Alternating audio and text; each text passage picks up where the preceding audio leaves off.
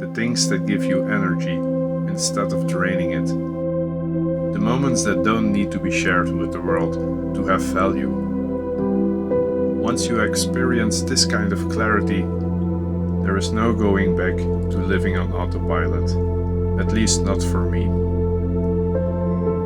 I'm very grateful that I've been able to make a strong foundation here and use this journey as a guide for the rest of my life.